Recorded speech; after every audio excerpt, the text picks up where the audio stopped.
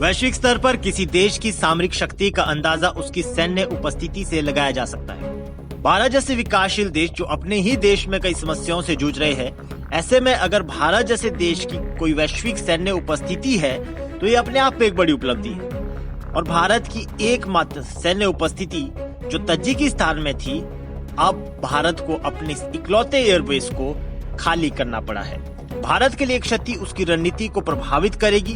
भारत ने अपने एयरबेस को 2022 में खाली किया, लेकिन अक्टूबर 2025 के अंत में सार्वजनिक रूप से इसकी पुष्टि की गई थी। मध्य एशिया में भारत की रणनीतिक स्थिति में एक महत्वपूर्ण बदलाव माना जा रहा है। तजिकिस्तान में भारत के आईनी हवाई अड्डे का महत्व। तजिकिस्तान की राजधानी दुशांबे से लगभग 15 किलोमीटर पश्चिम में स्थित है। ये एक सोवियत युग की सुविधा थी जो 1990 के दशक में तजिकिस्तान के गृह युद्ध के बाद जीर्ण शीर्ण हो गई थी। भारत ने 9/11 के बाद मध्य एशिया तक अपनी पहुंच के एक हिस्से के रूप में 2002 में इसे उन्नत करना शुरू किया। रनवे को 3200 मीटर तक बढ़ाने, हैंगर बनाने, ईंधन भरने की प्रणाली स्थापित करने और हवाई यातायात नियंत्रण को आधुनिक बनाने के लिए लगभग 70 से 100 मिलियन डॉलर का निवेश किया। रणनीतिक भूमिका।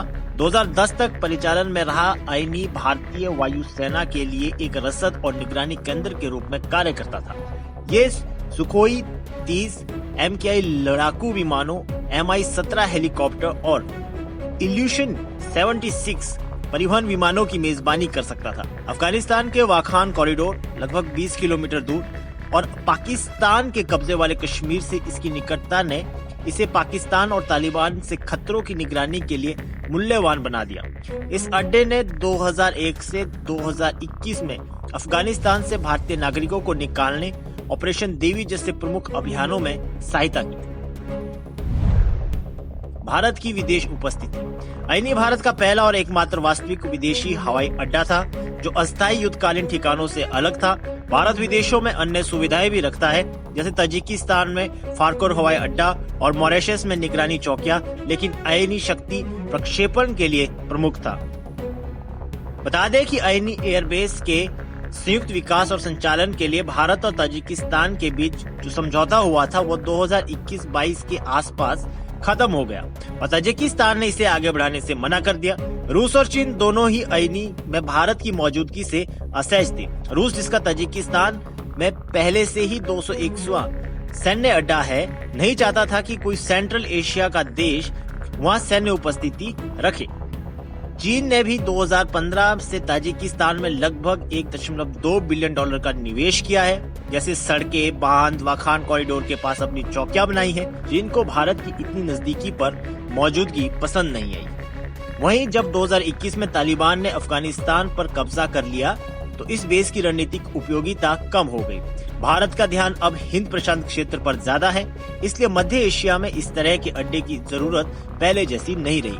भारत ने ये निर्णय बिना किसी सार्वजनिक या संसदीय चर्चा के लिया, जिससे ये सवाल उठ रहा है कि राष्ट्रीय सुरक्षा से जुड़े बड़े फैसले कितनी पारदर्शिता से लिए जा रहे हैं। वहीं अब कांग्रेस नेता जयराम रमेश ने एक्स पर लिखा कि भारत ने 2000 के दशक की शुरुआत में ताजिकिस्तान में अपना आईनी वायुसेना अड्डा स्थापित किया था। इसके बाद वहां बुनियादी ढांचे का विस्तार किया गया। इसकी असाधारण स्थिति को देखते हुए भारत की आईनी में अपनी उपस्थिति बढ़ाने की बड़ी योजनाएं थी, लेकिन 4 साल पहले भारत को स्पष्ट संदेश दे दिया गया था कि उसे धीरे धीरे वहां से हटना होगा। अब ऐसा प्रतीत होता है कि भारत ने आखिरकार उस अड्डे को बंद कर दिया है, जो उसकी एकमात्र विदेशी सैन्य सुविधा थी। निसंदेह ये हमारी सामरिक कूटनीति के लिए एक और झटका है। बहरहाल इस फैसले से पाकिस्तान के खिलाफ भारत की सैन्य क्षमता का प्रतीकात्मक असर कम हुआ और मध्य एशिया में उसकी रणनीतिक सोच प्रभावित हुई है।